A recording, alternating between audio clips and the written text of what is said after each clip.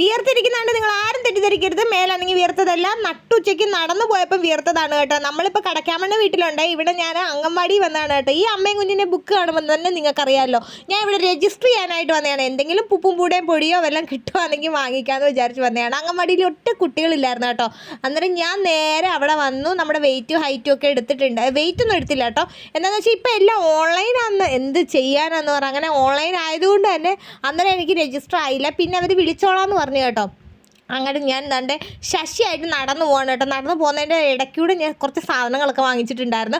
അങ്ങനെ വീട്ടിൽ വന്ന് ഞാൻ നമ്മുടെ ചോറും ചീനിയൊക്കെ കുമ്മം അറിഞ്ഞിട്ടുണ്ട്. ഞങ്ങളുടെ ചെക്കന്മാർ തോട്ടിൽ നിന്ന് മീനാന്ന് പറഞ്ഞിട്ട് കോരി എടുത്തതാണ്ട് ഈ സാധനത്തിനാണ് കേട്ടോ. കൊഞ്ചാണ് ഇത്, നമ്മുടെ തോട്ടിലെ കൊഞ്ചാണ് കേട്ടോ. ഈ സാധനം കുത്തൂന്ന് പേടിപ്പിച്ചാണ് ഞാൻ ഈ രണ്ടെണ്ണത്തിനെ ഇവിടെ നിർത്തിയേക്കുന്നത്. ഇവന്മാരാണ് കേട്ടോ വലിയ ആരകനാന്ന് പറഞ്ഞിട്ട് കോരി എടുത്തതാണ് ഈ മീനായിപ്പോയി. അങ്ങനെ ഇവന്മാർ ചാടുന്നതൊക്കെ വീഡിയോ എടുക്കുക ചേച്ചി എന്നൊക്കെ പറഞ്ഞുകൊണ്ട് നിൽക്കുകയാണ് കേട്ടോ. പിള്ളേർക്കൊക്കെ ഭയങ്കര ആഗ്രഹമാണ് വീഡിയോ എടുക്കുക. എന്നാൽ അങ്ങനെ ആയിക്കോട്ടെ എന്ന് ഞാനും വിചാരിച്ചു കേട്ടോ.